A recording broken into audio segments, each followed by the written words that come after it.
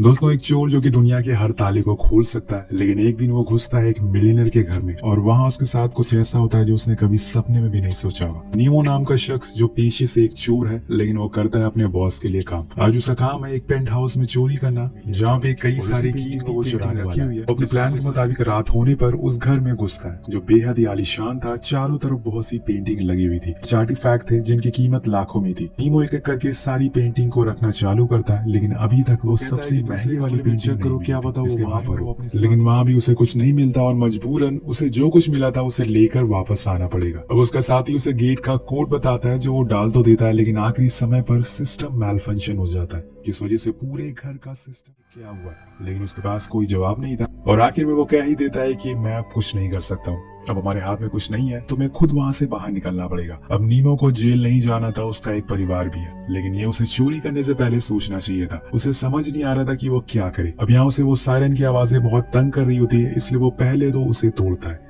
और वापस से गेट के पास जाकर उसे चाकू से तोड़ने की कोशिश करता है, लेकिन ये गेट टूटने का नाम ही नहीं ले रहा था। शायद अंबुजा सीमेंट से बना हो और इसी चक्कर में साइड में लगे हाउस कंट्रोल डिवाइस में कुछ दिक्कत आ जाती है, जिस वजह से पूरे घर का टेम्परेचर बढ़ने लगता है और अब ठंडी हवा की जगह गर्म हवा आना शुरू हो गई थी। धीरे धीरे गर्मी बढ़ती जा रही थी। इन सबसे परेशान होकर नीमो चुपचाप एक जगह बैठ जाता है, क्योंकि अगर अब उसने कुछ और किया तो न जानिए घर में क्या क्या होने लगेगा। कुछ देर बाद उसका गला सूखने लगता है तो वो पानी की तलाश में किचन की टैप ओपन करता है, लेकिन वहाँ पानी नहीं आ रहा था।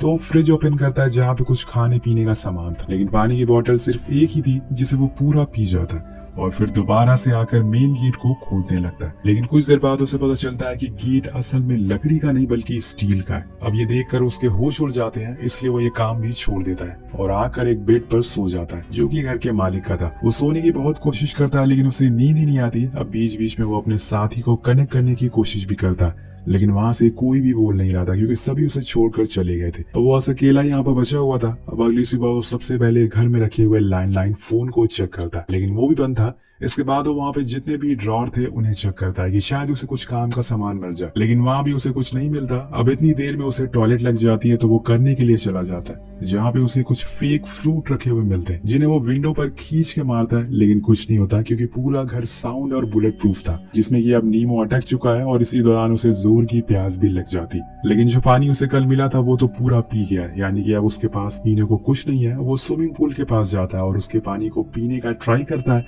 लेकिन अगर वो पानी पीने लायक होता तो स्विमिंग पूल में क्यों होता। नीमो फौरन उसे मुंह से निकाल देता है क्योंकि वो बहुत ही कड़वा था और अब यहाँ उसे पता चलता है कि उसके शरीर से बड़ी गंदी बदबू आ रही है। तो वो उसे पानी से खुद को साफ करता है और इसके बाद वो एक्वेरियम के पानी को पीने का ट्राई करता है, लेकिन वो भी बेकार था। देन वो टैप को ऑन करता है, वो भी कुछ नहीं था। यहाँ नीमो को अब गुस्सा आने लगा था और वो इरिटेट होने लगा था, लेकिन आखिर में उसके दिमाग में फ्रिज आती है, जिसमें से वो जमे हुए बर्फ को बाहर निकालता और उसे चूसने लगता है, जिससे उसे थोड़ी तो राहत मिलती है, लेकिन पूरी प्यास नहीं बुझती। कुछ देर बाद वो सारे बर्फ पिघल जाएंगे और तब नीमो क्या करेगा। अब वो घर के सारे फर्नीचर टेबल को लाकर एक जगह पर इकट्ठा कर देता है, क्योंकि उसके दिमाग में एक आइडिया आया था, क्यों ना वो घर की छत पर जाए और वहां से किसी मदद के लिए पुकारे। लेकिन वहां तक पहुंचना इतना आसान नहीं था, क्योंकि छत बहुत ही ऊंची थी और इतना सब ट्राई करने के बाद वो एक बार फिर जाकर उसी हाउस कंट्रोल सिस्टम को चेक करता है। क्या पता शायद घर का टेम्परेचर चेंज हो जाए, लेकिन कोई फायदा नहीं था। अब उसे प्यास के साथ साथ भूख भी लगी थी, तो एक फूड कैन को खोलने की कोशिश करता, लेकिन उसी चक्कर में उसका हाथ पे कट लग जाता है, जिससे उसे काफी दर्द होता है। यहाँ उसके दिमाग में फिर से फ्रिज आती है, तो वो जाकर उसमें बर्फ ढूंढने लगता है, लेकिन अब बर्फ पिघल चुकी थी, इसलिए वो उस फ्रिज को ही चाटना शुरू करता है, ताकि जो कुछ बचा कुचा बर्फ था वो उसे खा सके। उसका बस चलता तो वो फ्रिज में ही बैठ जाता है, लेकिन उसकी मजबूरी है, वो उसमें फिट नहीं आएगा। इसी दौरान हम बाहर देखते हैं कि तेज बारिश हो रही है, लेकिन अफसोस नीमो ना तो बाहर जा सकता और ना ही वो पानी को पी सकता है। वो बस वहीं बैठा रहता है। अब उसके पास कोई काम नहीं था, इसलिए वो घर को एक्सप्लोर करने लगता है कि शायद उसे कोई सीक्रेट दरवाजा मिल जाए, पर उसी दौरान उसे पानी की आवाज आती है। वो फौरन बाहर आता और देखता है कि ये पानी तो असल में प्लांट शार से आ रहा है। तो वो फौरन उसके पास जाके बैठ जाता और जी भर कर उसे पीता, लेकिन एक समय के बाद वो पानी बंद हो जाता और उसे मजबूरन वहां से उठना पड़ता। लेकिन कल वो फिर से इस पानी का वेट करेगा और इस बारी वो उसे स्टोर भी कर लेगा, ताकि वो पीने के काम आ सके। अब धीरे धीरे करके उस घर का टेम्परेचर और ज्यादा बढ़ने लगता है, इसलिए वो अपने सारे कपड़े और उतार देता है, क्योंकि गर्मी बहुत बढ़ गई थी। जिसके बाद जितने बचे हुए फर्नीचर थे वो उन्हें इकट्ठा करने लगता है, ताकि वो उसे छत तक पहुंच सके, और इस बारी वो ऐसा करने में सफल भी हो जाता है। वो छत को देखकर पता चलता है कि आखिर यहाँ से कैसे बाहर निकला जा सकता है, पर उसके लिए उसे कुछ स्क्रू ड्राइवर की जरूरत पड़ेगी। और इसी दौरान उसकी नजर घर में लगी टीवी पर पड़ती है, जहाँ पर सीसीटीवी फुटेज आ रही थी जिसमें एक मेड बाहर झाड़ू लगा रही थी।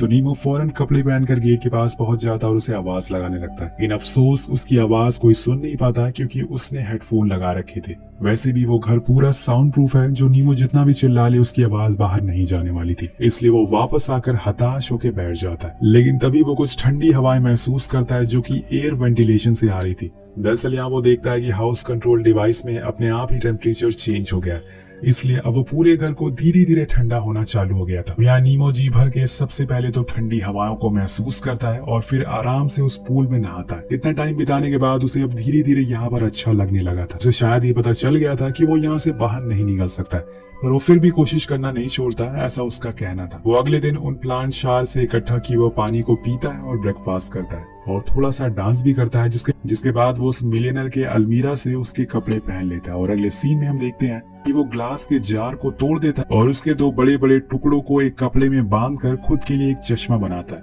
जिसे पहनकर वो एक बार फिर छत के करीब जाता है और उसे तोड़ने लगता है ताकि उसकी आंखों में कुछ चला ना जाए। वो बड़ी ही देर तक उस छत पे लगे एक ग्लास को तोड़ने की कोशिश करता है, लेकिन कोई फर्क नहीं पड़ता। और तब उसके पास के सीमेंट को हटाना शुरू करता है, लेकिन वो भी बहुत ज्यादा मजबूत थी, इसलिए वो थक कर फिर से नीचे आ जाता है। एक मिलियनर का घर था, तो सिक्योरिटी तो दोस्तों टॉप नॉच होने वाली थी। अब इन सबसे थक कर वो अपने लिए कॉफी और पास्ता बनाने लग जाता है। अब आप सोच रहे होंगे कि अगर ये सब कुछ बना सकता है खाने में तो दिक्कत क्या है। तो दोस्तों ऐसा कुछ नहीं है, नीमो सिर्फ पानी में पास्ता बना रहा था और ठंडे पानी में कॉफी बना रहा था। जिसके बाद वो टीवी के सामने बैठ जाता और सीसीटीवी में लोगों को आते जाते देखता रहता है। अब उसे ये सब अच्छा लग रहा था क्योंकि यहाँ पे तो उसके अलावा और कोई नहीं है, इसलिए उसका जो मन कर रहा था वो बस वही करता जा रहा था। और आपने गौर किया होगा कि वो पहले जैसा नहीं रहा, उसकी दिमागी हालत अब बिगड़ने लगी थी। ऐसा तब होता है जब आपने काफी दिनों तक किसी से बात ना की हो, ना ही किसी को देखा हो।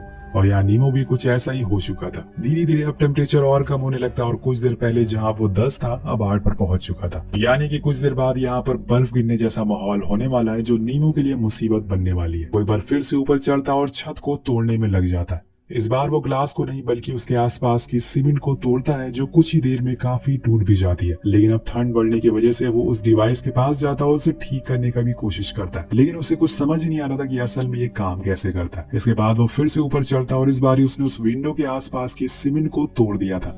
लेकिन नीमो देखता है कि उसके नीचे एक लोहे की परत लगी हुई है, जो कि स्क्रू से टाइट की गई है, जिसे तोड़ पाना असंभव है। इसलिए वो उदास होकर फिर से नीचे आ जाता और चुपचाप बैठ जाता है। तभी उसकी नजर बाहर बैठी एक कबूतर पर पड़ती है, जो उसकी तरह मजबूर थी क्योंकि उसके पंखों पर चोट लगी थी और वो उड़ नहीं पा रही थी। लेकिन नीमो को ये पता नहीं होता। वो कबूतर से बात करता और कहता है कि तुम जाकर मेरे भाई से कहो कि मुझे यहाँ से बाहर निकाले, मैं अभी तक यहीं पर फंसा हुआ हूँ, मेरी तबीयत भी अभी ठीक नहीं है। नीमो के पास करने के लिए अब कुछ नहीं था, उसने सारी चीजें कर ली थी। उसकी बॉडी के साथ साथ उसका दिमाग भी अब थक चुका था, वो हार मानने लगा था। इसलिए अब उस घर में जितनी भी महंगी महंगी पेंटिंग जिन्हें चुराने के लिए वो यहाँ पर आया था, वो उन्हें तोड़ने लगता और कई घंटों तक वो ऐसा ही करता रहता। इसके बाद वो उसे मिलियनर के वार्डरोब में जाता है, जहाँ पर उसे सूट्स देखने को मिलते हैं। लेकिन तभी उसे अलमीरा के पीछे कुछ सीक्रेट डोर दिखता है। वो सारे कपड़े हटाकर देखता है तो वहां पर एक रास्ता था, या फिर ये कहें कि एक सीक्रेट दरवाजा था। अब वो धीरे धीरे अंदर जाना शुरू करता है और फिर उसे कुछ ऐसा दिख जिससे कि उसके होश उड़ जाते हैं। दरअसल वहां पर एक बूढ़े आदमी की लाश पड़ी हुई थी, लेकिन जब वो उसके करीब जाता है तो देखता है कि वो असल में एक डमी था, जिसके हटाने पर उसे नीचे कुछ पेपर्स मिलते हैं जो कि एंशिएंट हिस्ट्री से रिलेटेड थे। इसमें लिखा था कि मैरिज, हेल एंड हेवन। नीमो से पढ़ता है लेकिन उसे कुछ समझ नहीं आता। इसके बाद वहां वो लगी एक पेंटिंग भी दिखाई देती है। ये वही पेंटिंग थी जिसे लेने के लिए वो यहाँ पर आया था, यानी कि वो $3 मिलियन वाली पेंटिंग। और यहाँ उसे ओनर की पेंटिंग भी मिली और वो डमी भी उसी ओनर का था जिसका ये घर था। नीमो को भी ये लगता है कि शायद अब वो यहीं मारा जाएगा। दूसरी ओर हम उसी कबूतर को देखते हैं जो कि अब मर चुकी थी। यहाँ नीमो का भी कुछ ऐसा ही हाल होने वाला था क्योंकि टेम्परेचर बहुत ज्यादा गिर चुका था। तभी उसे सीसीटीवी में दिखता है कि वो मेड अब उसके गेट के बाहर ही बैठी हुई है, तो वो फौरन भागते हुए गेट के पास जाता है और उसे पीटने लगता है, लेकिन हल्की सी भी आवाज बाहर नहीं जाती और वो बहुत ही इरिटेट हो जाता है और चिल्लाने लगता है और वहीं सो जाता है। अगले दिन वो फिर से उस विंडो के पास जाता है और अब उसे आइडिया आता है कि स्क्रू ड्राइवर कैसे बनाया जाए जिससे वो स्क्रू को खोल सके। तो एक लकड़ी से स्क्रू खोलने का टूल बनाता है और उसे खोलने की कोशिश करता है, लेकिन वो नाकामयाब रहता है। पर दोस्तों उसके अंदर अभी हिम्मत और उम्मीद बाकी थी। वो दोबारा से कोशिश करता है और इस बारी वो स्क्रू को खोल लेता है, लेकिन अब उसके अंदर इतनी ताकत नहीं बची थी कि वो बाकी स्क्रू को खोल सके। इसलिए वो नीचे आ जाता है। और यहाँ हम एक और चीज नोटिस करते हैं कि नीमो अब पहले जैसा नहीं रहा। वो अब खुद से ही बात करता है क्योंकि उसके पास अब ना तो खाने को कुछ है और ना ही पीने को। वो वहाँ लगे हुए पेड़ों को भी हिलाता है ताकि कुछ उसमें निकल आए, लेकिन कुछ नहीं आता। और आखिर में उसे कुत्ते का खाना ही खाना पड़ता है जो उसके लिए बेहद ही बुरा था। लेकिन भूख कुछ भी करा सकती है, और एक तो इतनी ऊपर से ठंड, ऊपर से भूख और प्यास। वो पूरी तरह से फ्रस्ट्रेट हो चुका था, लेकिन इतनी मुश्किलों के बावजूद उसे बस एक ही ख्याल आ रहा था कि कैसे वो बाहर निकले। इसलिए वो बाकी स्क्रू को खोलने लगता है, लेकिन इसी बीच उसका पैर फिसल जाता है और वो सीधा नीचे गिरता है। यहाँ उसके पैर की हड्डी टूट चुकी थी, जो उसके लिए एक और मुसीबत बन गई थी। लेकिन तभी उसे वहाँ एक पेंटिंग दिखाई देती है जिसमें एक आदमी टेप से बंधा हुआ था। उस पेंटिंग को गिरा देता और कहता है कि तुम्हारी दिक्कत मैं समझ सकता हूँ, जाओ, मैंने तुम्हें आजाद कर दिया। अब इसी तरह से कुछ और दिन बीत जाते हैं अब, और न्यू ईयर भी आ जाता है। बाहर धूमधाम से पार्टी चल रही थी, सभी लोग एंजॉय कर रहे थे। ये सब ऊपर से नीमो देख रहा था, लेकिन वो यहाँ पर कैद है। तभी उसे कुछ विजन आने लगते हैं, जैसे कि वो मेड उसके पास आ गई है और उसने नीमो को आजाद कर दिया। उसी पर उसकी नजर ऊपर लगे फायर अलार्म पर पड़ती है, जिससे कि उसे एक और आइडिया आता है। और अगले दिन जब फायर से सनलाइट अंदर आती है तो उसकी मदद से वो आग जला देता है और फिर उस पेपर को ले जाकर उस फायर अलार्म के पास रख देता है, जिसे अलार्म बजने लगता है और पूरे घर का शार सिस्टम ऑन हो जाता है। चारों तरफ सायरन बजने लगता है, पानी गिरने लग जाता है। लेकिन यहाँ भी वही होता है जो हर बार होता है। पूरे घर में पानी भर गया था, लेकिन अब बाहर किसी को कानो कान खबर तक नहीं थी अंदर क्या हो रहा है।